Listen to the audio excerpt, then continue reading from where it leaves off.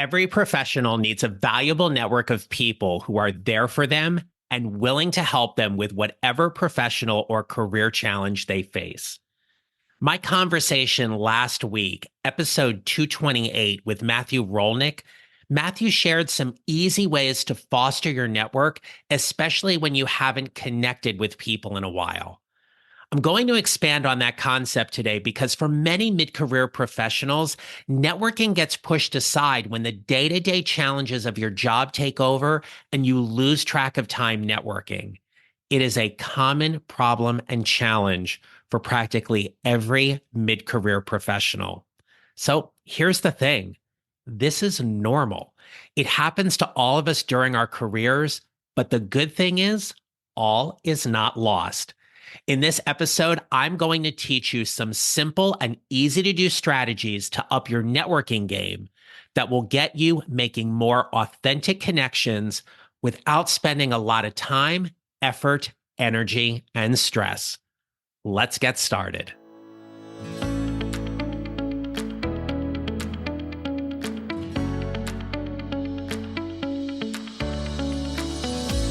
Hello, my friends. This is the Mid-Career GPS podcast. I'm your host, John Nerrell. I help mid-career professionals find a job they love or love the job they have using my proven four-step formula. One of the things I am most proud about working with my clients is that I help them build a networking strategy that is doable, manageable, and most importantly, authentic for them. You see, I want this networking strategy that we build while they're trying to find a new job is something that they can continue far after they find that job and continue to build their professional network. It's why this networking strategy helps them now and throughout their careers. So, networking is all about relationship building. And if you've been listening to me for a while, you know I repeatedly say that one of the best ways you can show up when networking is to give first and ask later. So you want to show up from this place of value and service when you're networking.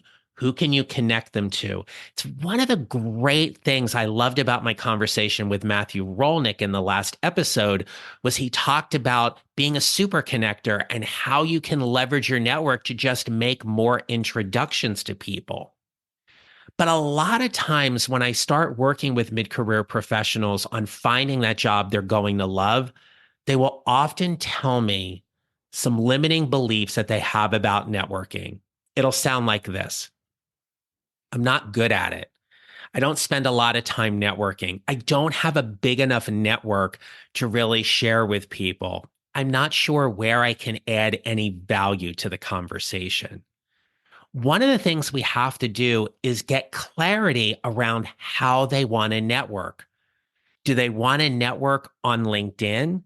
Do they want to network at local networking events or maybe through professional organizations that they're a part of? Or are they comfortable being in that big room and networking with hundreds of people and seeing how many people they can get to know? Remember that networking isn't about asking for something initially. I don't want to overlook the fact that, yes, there will come a time when you're networking that you will ask for something. But when you can give first, you make that irresistible value you are giving so high that they can't refuse it. So to think about that, what's your brand? When you think about your professional brand, who you are, what you do, who you help, make that part of how you authentically connect with someone.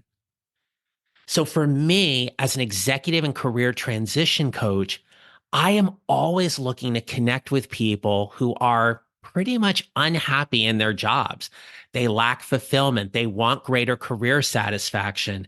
And I know that I can help them. So anytime somebody says to me, John, who can I connect you to? Those are my people. Additionally, if people say to me, John, who can I connect you to? I may have an ask like I do now about trying to do more public speaking and workshop events. Maybe it's a keynote, maybe it's a workshop at a conference, but something that will get me in front of more people so I can help spread my message. But I also build my network through this podcast. I take great pride in the fact that every single guest that I have come onto this podcast is all of a sudden a quick connection for me. And it's a valuable connection because the only thing I want from them is to be an incredible guest for you to share their expertise and to share their career transition story so you can get motivated, inspired as you build your mid-career GPS. What you are not privy to is that there is a half-hour conversation before we record the episode. And then after we're done recording the episode, we have a conversation as well. And I ask them, who else can I connect you to? And 9 times out of 10, my guests will then say to me, John, you've done so much. Who can I connect you to? That is one way I get to build my network. And I'm very grateful for it. But I don't look at a guest as a one and done. I look at them as someone who is now a part of my network for the long haul, and that we're going to continue to nurture and build these relationships. So when another podcasting host says to me, hey, John, I'm looking for a guest that has this expertise, I can look at my podcast library of now 230 episodes almost and go, oh, yeah, you should talk to so-and-so. So that's one way I get to leverage my network in a very authentic way. And I've had to build this skill. This was something I wasn't very comfortable doing, especially 7 years ago when I started my coaching practice full time. Not everyone is a natural networker, and that is okay. If you're beating yourself up right now thinking, oh, I could never do that, I don't have great networking skills, stop. I want you to find a way for you to network that feels most genuine and authentic to you. So think about your individual strengths. Are you a great listener? Do you ask amazing questions? Do you have somebody in your network that you would love to connect them to? And so the more you can leverage those strengths when you're networking, the easier it is to be. One of my friends that I met pretty early on in my career gave me some of the best advice when it came to networking. He said, never talk about yourself. Just keep asking questions about other people because they'll want to keep talking because they will love talking about themselves. I kind of laughed and thought it was a little funny at first. Turns out to be really true. The more you ask people questions about themselves, the more they will answer. And that's a good thing. And then there's going to come a point in time when it will shift. And now the focus will be on you. And when you have a clear ask, your networking is extremely clean. And I want to emphasize that. The cleaner you are when you network by having a particular ask, the easier it is for someone to decide how they can help you. But here's the biggest misconception I see when it comes to networking. Now that you're listening to the Mid-Career GPS podcast, are you subscribed to the Mid-Career GPS newsletter? This is my twice weekly newsletter to help you get the career clarity you need to find that new job or level up your leadership as you navigate toward whatever is next for you and your career. Be the first to hear about upcoming webinars and events, along with other things to help you build your mid-career GPS. It's a free newsletter, and you can join by visiting my website at johnneral.com. Check the show notes or my LinkedIn. Now, back to the episode. The biggest misconception I see when networking is that people think they have to have this huge and expansive network. You don't. I would far rather have a network that is filled with quality connections than a million followers.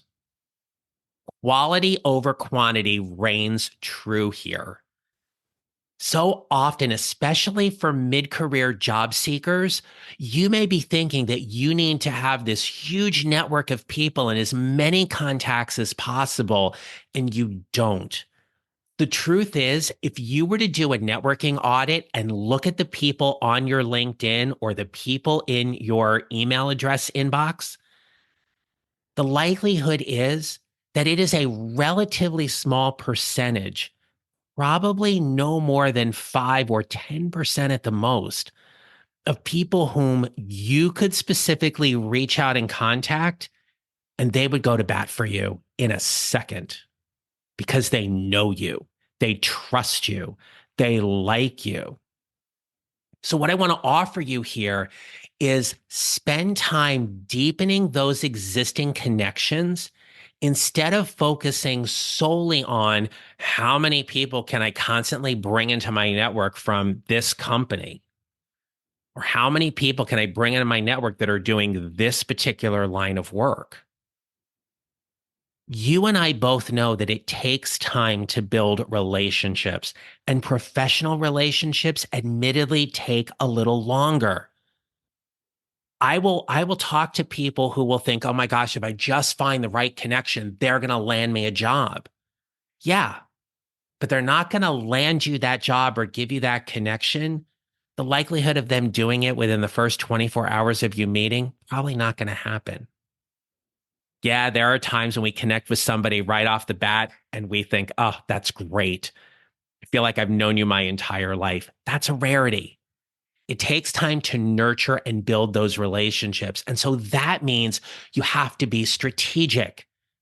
You must be intentional when building these relationships. And so to do that, I want you to identify the people you want to have in your network and approach those individuals who align with your career goals.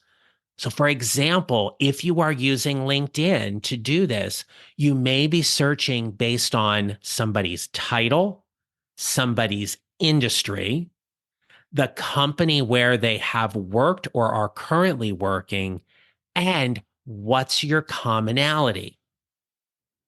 So, I feel it's important for me to share this with you again because I've shared previously on episodes about how I will block people when I feel like they're being spammy or scammy.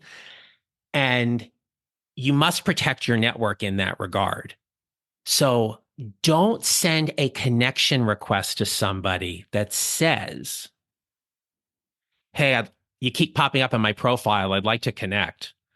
Or you don't send a note at all. There needs to be a reason. And one of the best reasons that will take somebody's defenses down is if you can share a relationship about a common connection.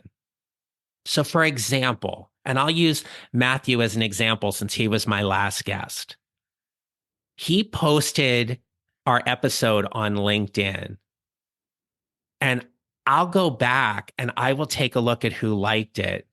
And I'll go back and I may connect with some of those people. And I may write to them and say, "Hey, thank you so much for liking Matthew Rolnick's post about appearing on the Mid Career GPS podcast. I really enjoyed talking to him because I'd like to connect with you and be a valuable connection." That way, then people know where that's coming from. It always chuckles me.